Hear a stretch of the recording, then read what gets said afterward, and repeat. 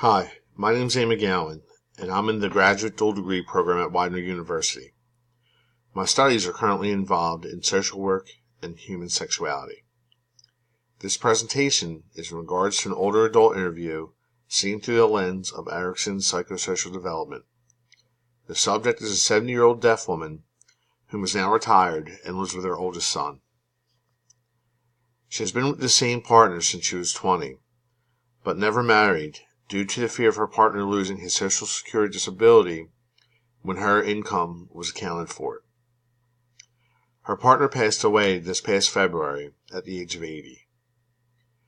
For this exercise, she had initially focused on Erikson's 4th stage, which occurs between the ages of 5 and 12, as she recalled fond thoughts of bike riding and childhood friends. However, she was soon reminded of the cruelty she suffered from the nuns at the deaf Catholic school she attended, and from her mother, which made her change her mind, and she began discussing her time during young adulthood. The 6th stage of Erikson's psychosocial development is young adulthood, and it ranges from age 18 to 40. Success means that a person is able to build a loving relationship with a sense of commitment and care within the relationship. Love is the virtue one has attained when they successfully go through this stage of development. However, avoiding intimacy can lead to loneliness and possibly depression, and also there is a good chance that she could have been regarded as a cat lady had she not successfully made it through the stage. Some of the subject's important experiences during young adulthood include meeting her lifelong partner at the age of 20. He was also deaf and very involved in the deaf community. At the time there were deaf social clubs, and they met at the Philadelphia Deaf Club. The subject had one daughter before entering this stage, and subsequently had 3 more children. She had all boys when she was the age 22, 30, and 32. When she was 25, she began working at the Philadelphia Navy Depot as a GS3 clerical worker. She would continue to work there for 30 years when she was finally forced to retire. At 25, she bought her first house, and it was where she would live for 40 years before moving in with her oldest son. One of the main reasons the subject chose this stage was because this was the stage when she first began traveling throughout the country, which resulted in many fond memories she has for herself and her family.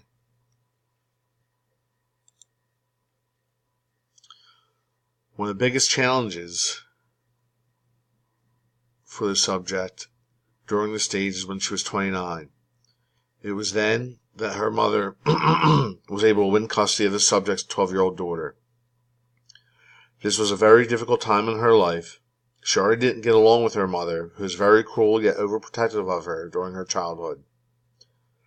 The subject's lifelong partner also didn't get along with the subject's mom, which caused a further rift that led to the custody battle. The subject had not finished high school, mostly due to having care for her daughter and the lack of support from her family to assist her in caring for her daughter while she was in school. This initially caused challenges in gaining meaningful employment before being hired by the Department of Defense due to her being deaf. Getting that job was a huge accomplishment for her, as it led to a career and one that she could retire from. Another challenge was raising 3 hearing boys while being deaf. For instance, her boys realized that they would be able to cut school and not worry about repercussions because the schools did not use mail or teletype services in order to communicate with deaf parents.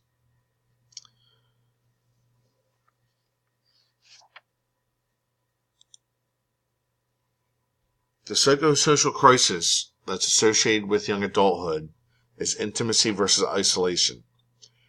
And as stated earlier, the virtue of successful development for this stage is love. Can someone build committed relationships, or will they turn to isolation and end an existence of being alone?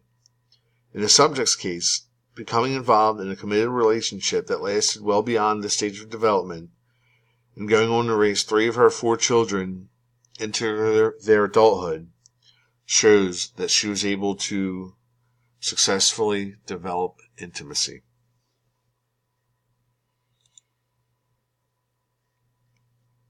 The subject discussed 2 biopsychosocial factors that had a negative impact on her socially, but facilitated a strong relationship with her children. The subject never completed high school, and because of her deafness, she was more adept with American Sign Language than she was with the English language, and there are many differences between the two. For instance, in American Sign Language, the articles the and an are not used. So while someone speaking English would say, "I am going to the store, I'll be right back," the signed interpretation would be, "I go store, I come back." Generally when signing, this helps cut out extraneous hand gestures that aren't needed to get the message across. However, the problem with the subject is she would often write out sentences the way she signed them, which could cause additional communication issues. Because of this, she often used her children as translators, so in a situation a hearing person might not involve her child, for instance at the doctor's office or the mechanics, she would bring one of her children along, which may have helped to build a tighter relationship with her kids. Deaf people identify as being deaf before most hearing people have chosen any identities to adhere to. Due to deaf people sharing a similar culture, she was able to meet her partner at a deaf meeting place. If deaf people didn't identify in that way, they may have never met.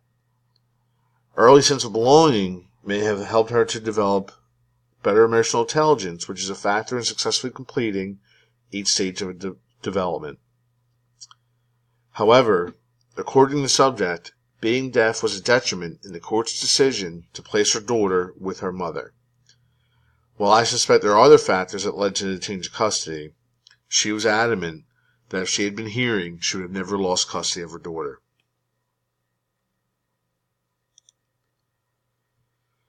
Most federal agencies have a selective placement program coordinator who is responsible for hiring and placing people with disabilities. While the program has changed, it is responsible for the subject to get a fulfilling job that she retired from.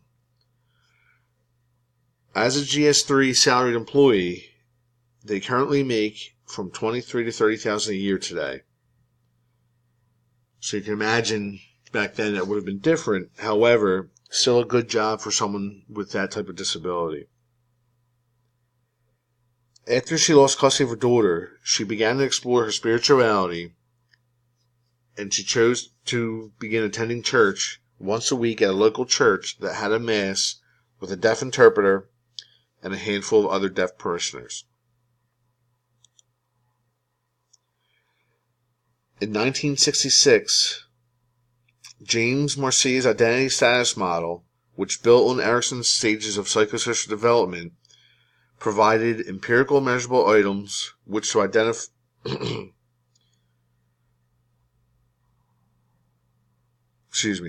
The model built on the Erikson stages of psychosocial development by providing empirical measurable items which were exploration and commitment.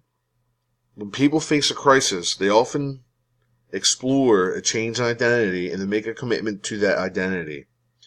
In the subject's case, when she lost her daughter, she explored her spirituality and then she committed to worshiping at that particular church. So there you see that she had the crisis, she went through the exploration stage, and then she made a commitment to the change in identity. The research applying and measuring development according to Erikson is plentiful for normal people. However, there's very little related to the deaf community, and much of what was available is well over 10 years old. Identity development is most tenable in Western culture contexts that emphasize individualism and self-reliance. and it's less so in Eastern contexts where they emphasize interdependence and interpersonal harmony. These are the references that I've used throughout the slide. Thank you for your time.